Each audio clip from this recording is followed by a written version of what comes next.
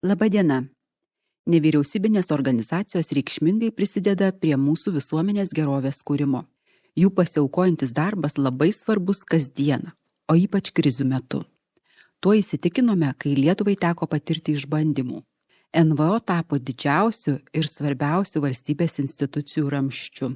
Siekiant, kad nevyriausybinis sektorius stiprėtų ir galėtų įgyvendinti dar platesnį kokybiškų veiklų spektrą, bei teikti dar daugiau paslaugų visuomeniai, valstybė investuoja į NVO sektorių. Apie visą tai kalbamės su Socialinės apsaugos ir darbo ministerijos nevyriausybinių organizacijų plėtros grupės vyresniąja patarėja Milda Saudarge. Labadiena. Labadiena. Lietuvos skautijos vyriausiąja skautininke Gabrielė Kučytė. Labadiena. Labadiena. Ir Maisto banko savanorių programos vadove Martina Pociūtė. Labadiena. Sveiki. Pokalbį vedu aš, Sigita Zumerytė.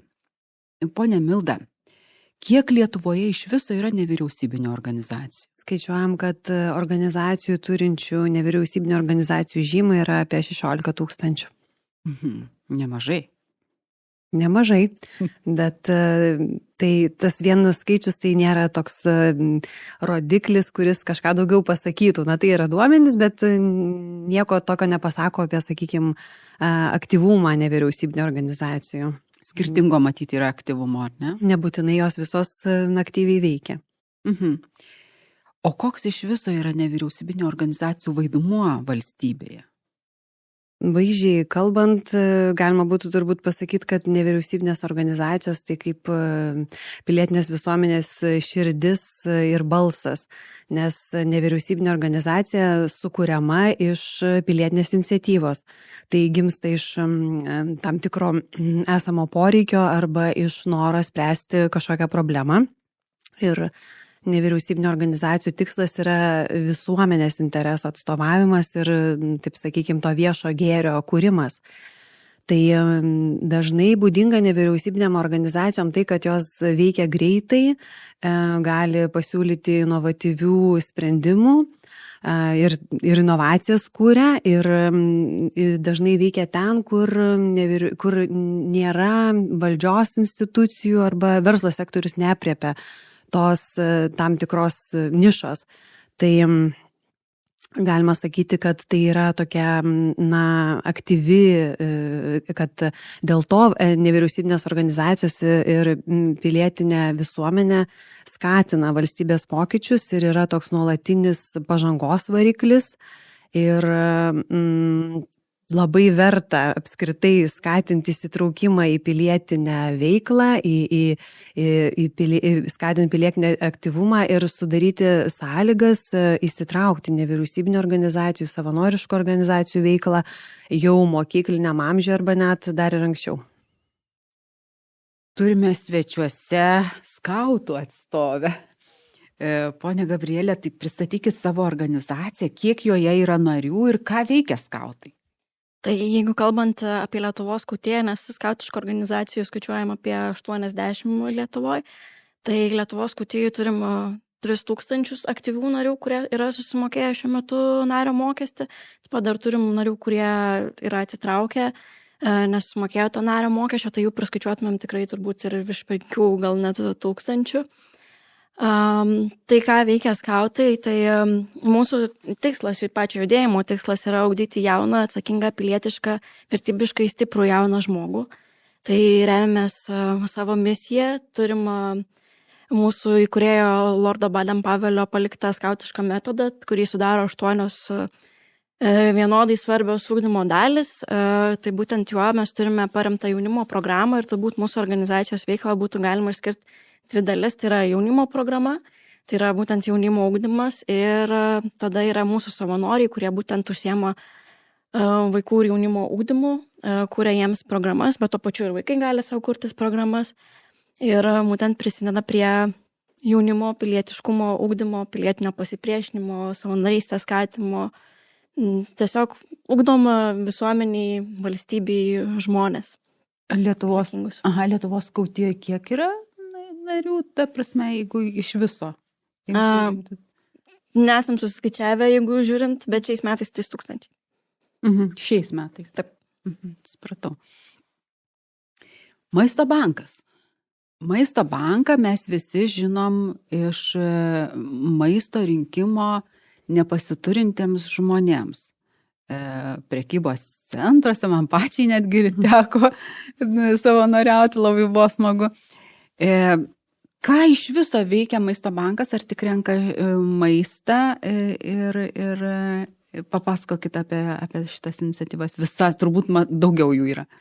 Tikrai yra daugiau maisto banko akcijos, kurios vyksta 2 kartus per metus. Manyčiau, kad yra labiausiai matomos, nes labiausiai išeiname į viešumą, savanorius galima sutikti vos ne kiekvienam prekybos centre, tačiau veikiame kasdieną ir pagrindinė mūsų organizacijos misija yra kovoti su maisto švaistymu.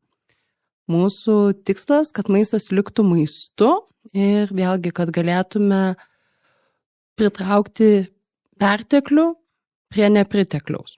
Bet, kaip minėjau, kad maistas liktų maistu, tai pasaulinė statistika yra, kad apie 1/3 maisto mes pasaulyje iššvaistome, tuo tarpu, kai 900 milijonų žmonių miršta iš bado. Tai Lietuvoje skaičiai yra šiek tiek mažesni, bet stengiamės, kad tinkamas vartoti maistas būtų išsaugotas, panaudotas tinkamai. Tai visoje Lietuvoje turim šiuo metu 40 atiduotuvių, 40 skyrių, į kuriuos kviečiame atsakingus tiek jaunus, tiek darbingo amžiaus, tiek vyresnius žmonės prisidėti prie šios misijos, pamatyti, kokia tai yra problema. Nes maisto švaistymas tai atrodo, kad tiesiog turėjau bananą, jis supuvo ir išmetu, bet kiekiai yra didžiuliai. Tai vien jau šiais metais, nuo sausio iki šiandienos maisto bankui pavyko išsaugoti beveik 2000 tonų tinkamo vartoti maisto, kas būtų atsidūrę sąvartyne ir panašiai, tam, kad jis būtų suvartotas. Tiek žmonių, tiek jau ko nebegalim iš tų produktų išgelbėti, atsidurtų pas ūkininkus, tiek pašaram, tiek kompostui. Ir vėl, kad mažintume CO2 emisiją, kad mažintume užterštos žemės skaičių ir kad tikrai liktų kuo mažiau badaujančių, negalinčių įsigyti visaverčio maisto krepšelio žmonių. O maisto bankas surenka, kaip čia pasakyti, produktus, ar dar kažkaip ir pagamina patiekalus?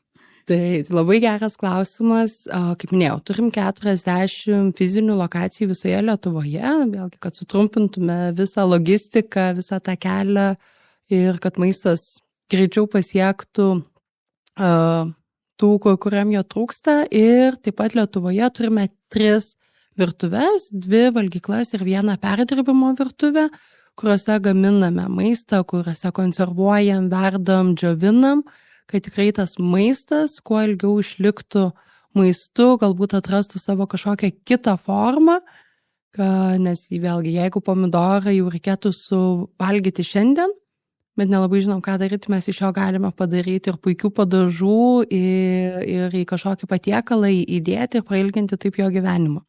Tai iš tiesų visomis pusėmis stengiamės dirbti dėl šio tikslo ir tuo pačiu užsiemam tikrai daug komunikuojame, edukuojame, kviečiame tos pačius moksleivius prisidėti, nes tiek planetos užterštumas, tiek aplinkosauga yra mūsų visų reikalas ir tai nėra, kaip minėjo, tik tai banko akcija, kurią dėja labiausiai matot iš maisto banko visų veiklų.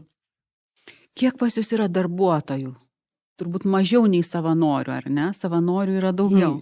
Tikrai taip. Ne vienos dienos negalėtume išgyventi be savanorių. Tai šios dienos statistikai turim maždaug 120 darbuotojų.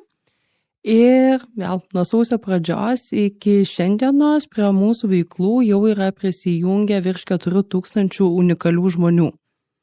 Vėlgi vieni žmonės ateina vienam kartui pamatyti, susipažinti, kai kurie juokauju, kad yra etatiniai savanoriai, kuriuos galima surasti nuo ryto iki vakaro, tiek mūsų sandėliuose, tiek virtuvėse. Tai tikrai skaičiai savanorių yra įspūdingi. Ir turbūt savanoriauja įvairaus amžiaus, ar ne, žmonės ir moksleiviai, ar ne? Tikrai taip.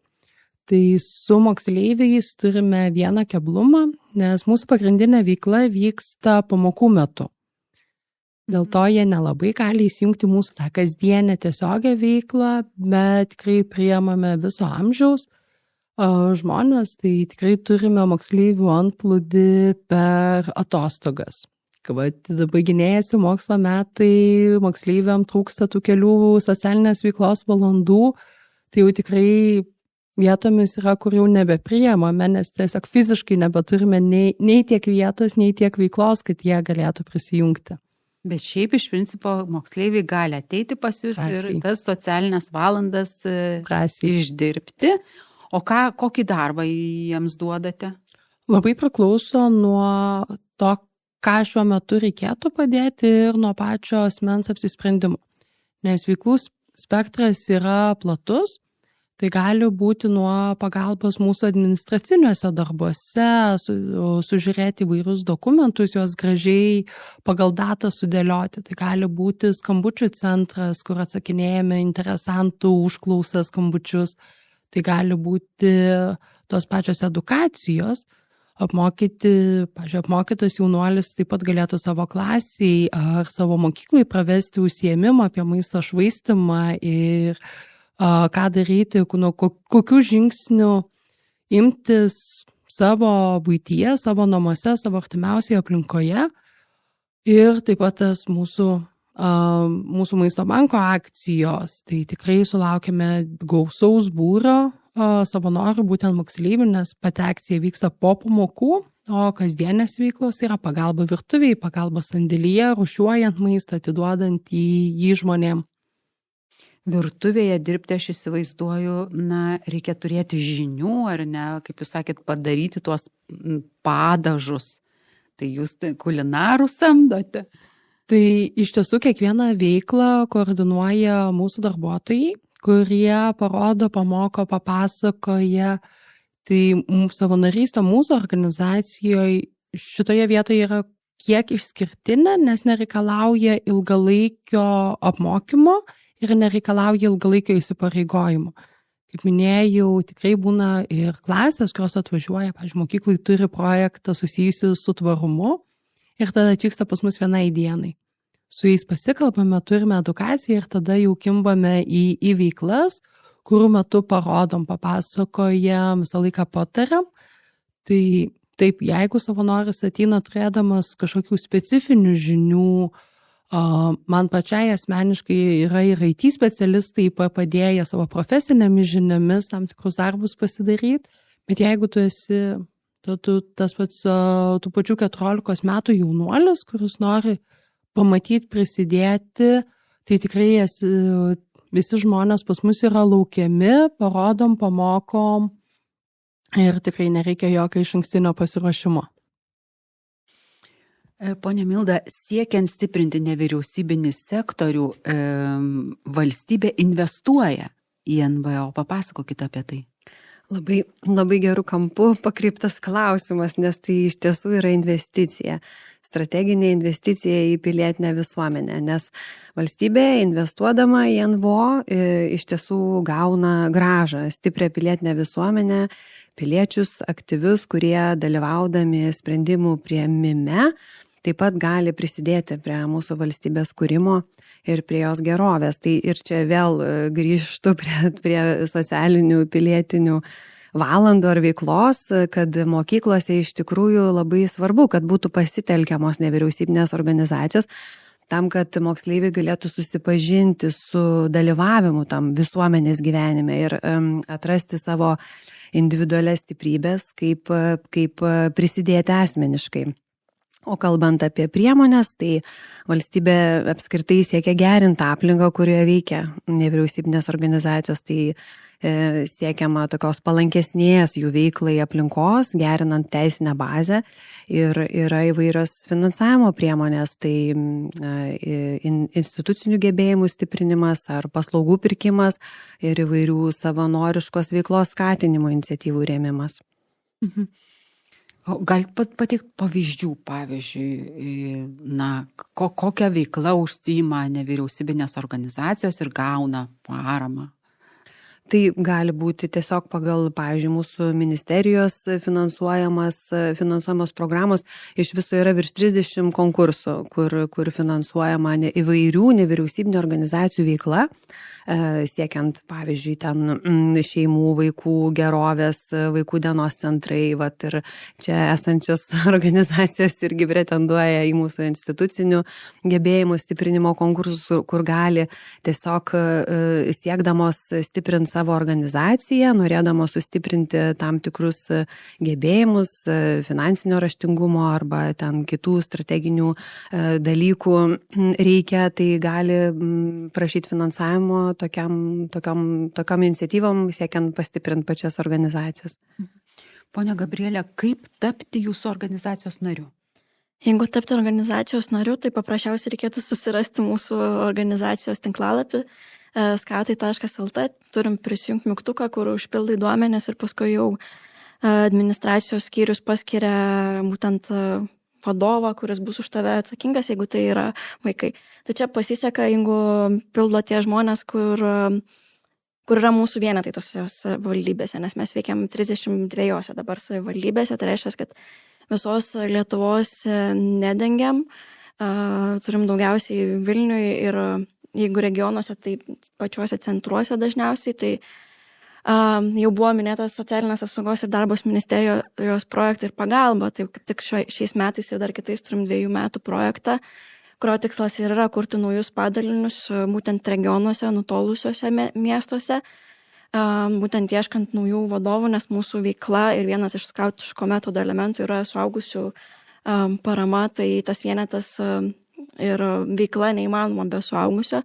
Tai kaip tik vakar buvom Anykščiuose, pristatinėjom, ieškojom naujų vadovų, tai tikimės, kad rudenį jau turėsim Anykščiuose vienetą, taip pat Utenoj, nes kur mažiausiai turim narių, tai yra būtent Utenos apskritis ir Alytaus apskritis, tai būtent strateginė veikla yra būtent ten plėsti organizacijos veiklą, kad būtų daugiau vadovų pirmiausiai, kad suteiktumėm tiem vadovam reikiamas kompetencijas, nes vis tiek kainuoja žmogus, nenori jo įmesti, kaip sakoma, į balą, kad pats išplauktų, bet norisi ir apmokyti, tam yra organizuojami ir mokymai, kur irgi prisideda socialinės apsaugos ir darbo ministerija finansuojant.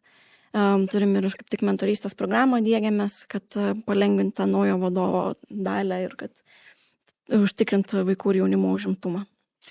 O ar galima, pavyzdžiui, netapus skautų, prisidėti kažkaip prie jūsų veiklų savanoriškai? Tikrai taip, tik aišku, pas mus labiausiai yra populiariausia ta ilgalaikė savanorystė, nes tikimės, kad atsiradus vadovui jis pasims vienetą ir ugdys vaikus ir jaunimą, bet yra ir ta trumpalaikė savanorystė galima, ką mes pastebėjom ypač su tėveliais, tai vaikų tėveliai atvažiuoja į stovyklas ir padeda mums virtuviai, ten bulves skusta, apkepus visokius košės virti, bet nėra vien tik tai tas juodas darbas, kad nešti kažką padėti ar maistą gaminti, bet taip pat ką pradedam skatinti, kad ir iš verslo atstovus kviestis, kad jie gali pakeisti vienai dienai mūsų vadovus, kad jie gali atvažiuoti į savaitinę sueigą, pravesti, pakeisti mūsų vadovą, nežinau, papasakoti apie finansinį raštingumą, padėti mūsų jaunuoliam susiplanuoti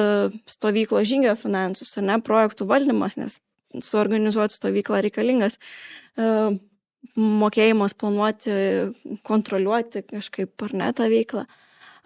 Turim akciją Nuspalvink Lietuvą, kur iki šiol skautai, vyresnėje skautai spalvindavo namus mažiau galimybių turinčių šeimom, irgi per projektus vykdom tokią veiklą, bet šiais metais irgi tikimės pasikviesti jau ir visuomenę prisidėti prie tų akcijų ir kartu dažyti su skautais namus.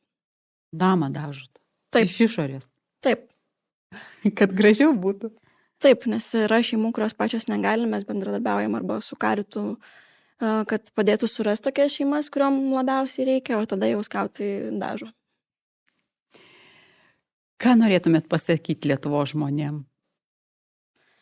Kad jungtųsi prie nevyriausybinių organizacijų, nesvarbu prie kurios, bet tai duoda teigiamą naudą tiek asmeniškai, tiek duoda bendruomeniai naudą, tiek duoda visuomeniai naudą ir tai tikrai atsiperka. Labai dėkoju Jums už pokalbį. Apie nevyriausybinės organizacijas kalbėjomės su Socialinės apsaugos ir darbo ministerijos nevyriausybinio organizacijų plėtros grupės vyresniaja patarėja Milda Saudargė, Lietuvos skautijos vyriausiaja skautininkė Gabrielė Kučytė ir Maisto banko savanorių programos vadove Martina Pociūtė. Pokalbį vedžiau aš, Sigita Zumerytė. Sudie.